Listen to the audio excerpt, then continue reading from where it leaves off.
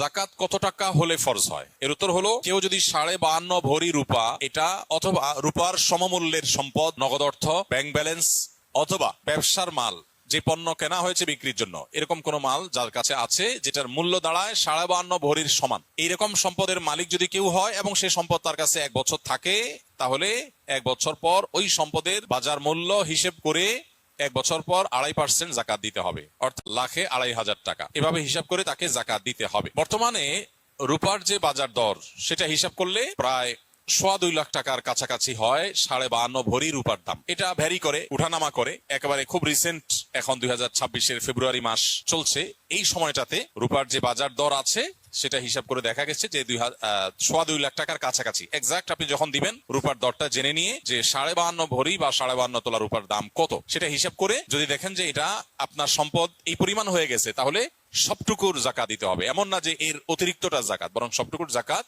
দিতে হবে। জাকাত দেওয়াটাকে জরিমানা মনে করা, এটা কিয়ামতের আলামত।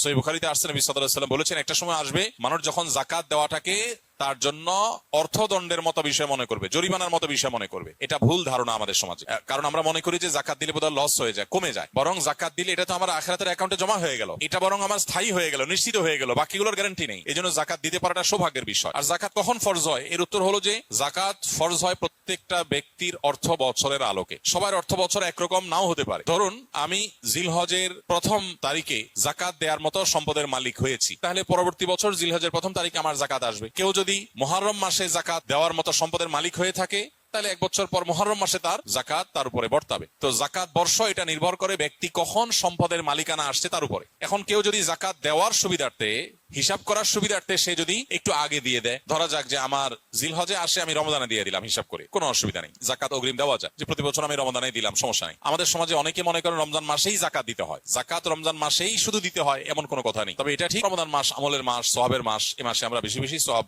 হাসিল করার চেষ্টা করবো।